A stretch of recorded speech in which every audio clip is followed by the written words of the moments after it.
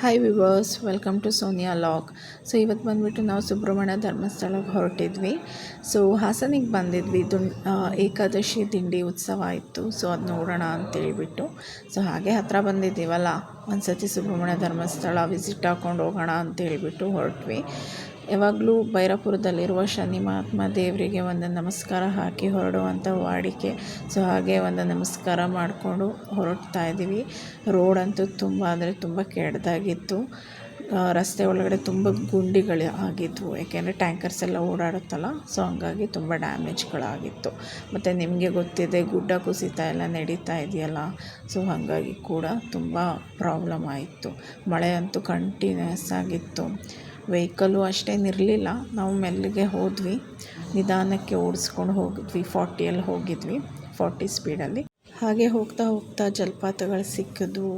ಒಂದು ನಿಮಿಷ ನಿಂತ್ಕೊಂಡು ವೀಡಿಯೋ ಮಾಡ್ಕೊಂಡ್ವಿ. ಇದು ಅಲ್ಲಲ್ಲಿ ಕ್ರಿಯೇಟ್ ಆಗಿರುವಂತಹ ಜಲಪಾತಗಳು, ನದಿ ನೀರು ಮತ್ತು ಪರ್ವತದಿಂದ ಬರುವಂಥ ನೀರು ಎಷ್ಟು ಚೆನ್ನಾಗಿರುತ್ತೆ ಅಂದರೆ ತುಂಬ ಚೆನ್ನಾಗಿರುತ್ತೆ ನೋಡೋಕ್ಕೆ. ಹಾಗೆ ಕಂಟಿನ್ಯೂ ಮಾಡ್ಕೊಂಡು ಹೋದ್ವಿ. ಇನ್ನೂ ಒಂದು ಜಲಪಾತ ಸಿಕ್ತು. ಇದಂತೂ ತುಂಬ ಅಟ್ರ್ಯಾಕ್ಟಿವ್ ಆಗಿತ್ತು. ನೀವು ನೋಡ್ತಾ ಇರ್ಬೋದು ಎಷ್ಟು ಚೆನ್ನಾಗಿದೆ ಅಂತೇಳಿ. ಬಂಡೆಗಳ ಮಧ್ಯದಲ್ಲಿ ನೀರು ಹಾದು ಹೋಗೋದು ನೋಡೋಕ್ಕೆ ಒಂಥರ ಚೆನ್ನಾಗಿರುತ್ತೆ. ಸೊ ಅದು ನೋಡ್ಕೊಂಡು ಹಾಗೆ ಹೋಗ್ತಾ ಇದ್ವಿ. ಇನ್ನೂ ಒಂದು ಜಲಪಾತ ಸಿಕ್ತು. ಇಲ್ಲಂತೂ ಕೆಲವು ಹುಡುಗರು ಫೋಟೋಗಳು ತೆಗೆಸ್ಕೊಳ್ಳೋಕ್ಕೆ ತುಂಬ ಓದಾಡ್ತಾಯಿದ್ರು. ಮಳೆ ಬರ್ತಾಯಿದ್ರಿಂದ ಸರಿಯಾಗಿ ತಗೊಳಕ್ಕಾಗ್ತಿರ್ಲಿಲ್ಲ. ಸೊ ಇದು ಬಂದುಬಿಟ್ಟು ನೇತ್ರಾವತಿ ನದಿ. ಬ್ರಿಡ್ಜ್ ಮೇಲೆ ನಾವು ಹೋಗ್ತಾ ಇದ್ದೀವಿ. ಅದು ನೇತ್ರಾವತಿ ಅಂತೂ ತುಂಬಿ ಹರಿತಾ ಇದ್ದಾಳೆ.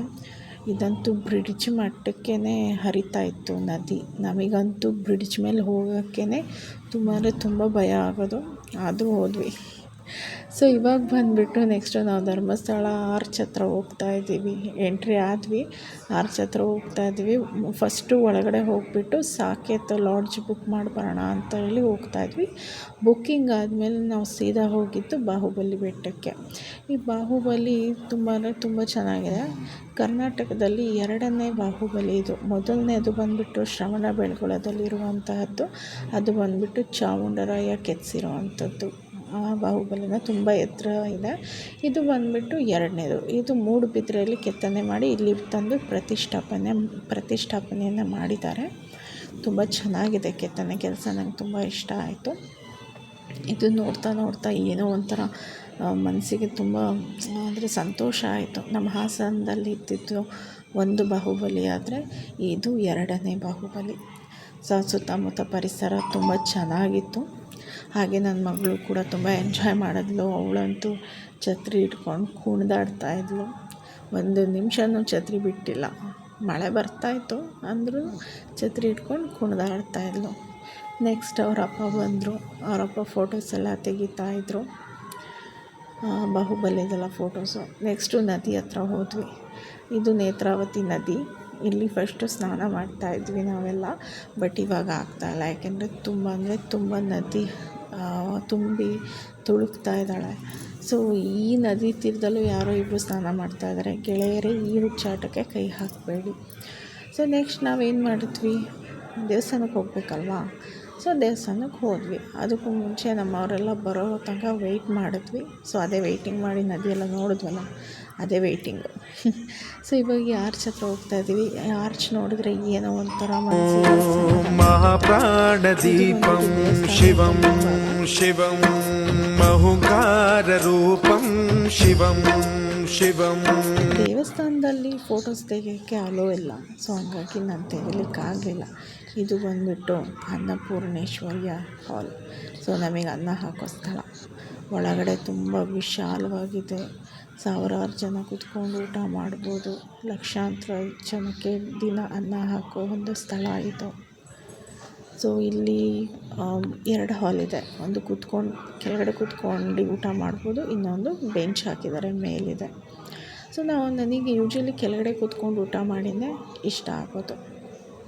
ಹಾಗಾಗಿ ನಾನು ನಮ್ಮ ಮನೆಯವರು ಕೆಳಗಡೆ ಬಂದು ಕೂತ್ಕೊಂಡು ಊಟ ಮಾಡಿದ್ವಿ. ಸೊ ಇಲ್ಲಿ ಫಸ್ಟು ಪಾಯಸ ಹಾಕಿದ್ರು. ಅದಾದಮೇಲೆ ಬೆಲ್ಲ ಮತ್ತು ಎಳ್ಳಲ್ಲಿ ಮಾಡಿರುವಂತಹ ಒಂದು ಸ್ವೀಟ್ ಹಾಕಿದ್ರು. ನೆಕ್ಸ್ಟ್ ಗೊಜ್ಜು ಹಾಕಿದ್ರು. ತುಂಬ ಚೆನ್ನಾಗಿತ್ತು. ಸ್ವೀಟ್ ಅಂತೂ ನಂಗೆ ತುಂಬ ಇಷ್ಟ ಆಯಿತು. ಗೊಜ್ಜು ಕೂಡ ತುಂಬ ಇಷ್ಟ ಆಯಿತು.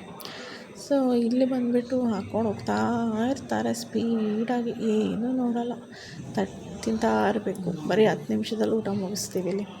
ಸೊ ಇವಾಗ ಬರುತ್ತೆ ನಮ್ಮ ಮೇಯ್ನ್ ಕೋರ್ಸ್. ಇದು ಅವರೇ ಕೆಲವೊಂದು ಬ್ರ್ಯಾಂಡ್ನ ಸೆಲೆಕ್ಟ್ ಮಾಡಿಕೊಂಡು ಅಕ್ಕಿನ ಇಟ್ಕೊಂಡಿರ್ತಾರೆ, ಆ ಬ್ರ್ಯಾಂಡಿಗೆ ಮಾತ್ರ ಅನ್ನ ಮಾಡ್ತಾರೆ. ಸೊ ಇದು ನಂಗೆ ತುಂಬ ಇಷ್ಟವಾಗಿರುವಂಥ ಊಟ, ಅನ್ನ ಮತ್ತು ತಿಳಿಸಾರು. ಇದು ಬಂದುಬಿಟ್ಟು ನೆಕ್ಸ್ಟು ಇನ್ನೊಂದು ಗಟ್ಟಿ ಸಾರು ಮಾಡ್ತಾರೆ. ಅದಾದಮೇಲೆ ನಾವು ಊಟ ಮಾಡ್ಕೊಂಡು ರೂಮಿಗೆ ಬಂದ್ವಿ. ಸಾಕೇತಲ್ಲಿ 12 ಜನಕ್ಕೆ ಬುಕ್ ಮಾಡಿದ್ದೆ ಅಂತ ರೂಮಿಗೆ ದುಡ್ಡು ಹಾಲ್ ಕೊಡ್ತಾರೆ.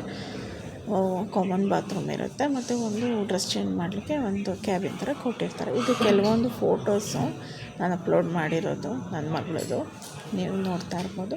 ಕೆಲವೊಂದು ನಾನು ತೆಕ್ಕೊಳ್ಳಿಕ್ಕೆ ಟ್ರೈ ಮಾಡಿದ್ದೀನಿ, ಬಟ್ ಅಷ್ಟು ಕರೆಕ್ಟಾಗಿ ಬಂದಿಲ್ಲ, ಪಾಪು ಇಟ್ಕೊಂಡಿರ್ತೀವಲ್ಲ, ಸೊ ಹಾಗಾಗಿ. ಸೊ ಇದು ಕೆಲವೊಂದು ದೇವಸ್ಥಾನದ ಮುಂದಗಡೆ ನಾವು ಯಾರ್ಯಾರು ಹೋಗಿದ್ವಲ್ಲ 12 ಮೆಂಬರ್ಸ್ ನಮ್ಮ ಫ್ಯಾಮಿಲಿ, ಅವರೆಲ್ಲ ತೆಗೆದುಕೊಂಡಿರೋ ಫೋಟೋಸು. ಇದು ಊಟದ ಫೋಟೋ, ಪಾಯಸ, ಗೊಜ್ಜು, ಹಾಗೆ ಊಟದ ಹಾಲ್ದು ಕೂಡ ಜನಗಳು ಕೂತಿರುವಂಥ ಫೋಟೋ. ಜನ ಅಂತೂ ತುಂಬ ಕಮ್ಮಿ ಇದ್ದರು, ದರ್ಶನವೂ ತುಂಬ ಚೆನ್ನಾಗಾಯಿತು. ಇಷ್ಟು ಕಮ್ಮಿ ಟೈಮಲ್ಲಿ ನಾವು ದರ್ಶನ ಮಾಡಿದ್ದೇ ಇಲ್ಲ. ದರ್ಶನ ಅಂತೂ ತುಂಬ ಚೆನ್ನಾಗಾಯಿತು ನಮಗೆ. ಕಮ್ಮಿ ಜನ ಇದ್ದರು, ಕಮ್ಮಿ ಜನ ಬಂದಿದ್ರಲ್ಲ, ಸೊ ಹಾಗಾಗಿ. ಸೊ ಇಲ್ಲಿ ರೂಮಲ್ಲಿ ನಮ್ಮ ಚಿಕ್ಕಮ್ಮ ನಮ್ಮ ಮಕ್ಕಳನ್ನ ಆಟ ಆಡಿಸ್ತಾ ಇದ್ದಾರೆ. ಸೊ ಎಲ್ಲರೂ ಆಟ ಆಡ್ತಾಯಿದ್ರು ಎಲ್ಲ, ಆಮೇಲೆ ಮಲ್ಕೊಂಡ್ರು. ಸೊ ಇದು ಇವತ್ತಿನ ವ್ಲಾಗ್ ಎಲ್ರಿಗೂ ಇಷ್ಟ ಆಗಿದೆ ಅಂತ ಅಂದ್ಕೊತೀನಿ. ಇಷ್ಟ ಆದರೆ ಲೈಕ್ ಮಾಡಿ, ಶೇರ್ ಮಾಡಿ, ಕಮೆಂಟ್ ಮಾಡಿ, ಹಾಗೆ ನಮ್ಮ ಚಾನಲ್ನ ಸಬ್ಸ್ಕ್ರೈಬ್ ಮಾಡಿ. ಇದು ಧರ್ಮಸ್ಥಳದ ಕಥೆ ಆಯಿತು. ನೆಕ್ಸ್ಟು ನಾವು ಸುಬ್ರಹ್ಮಣ್ಯಕ್ಕೆ ಹೋಗಬೇಕು, ಅದನ್ನು ನಾಳೆ ವೀಡಿಯೋ ಮಾಡ್ತೀನಿ. ಎಲ್ರಿಗೂ ಬಾಯ್.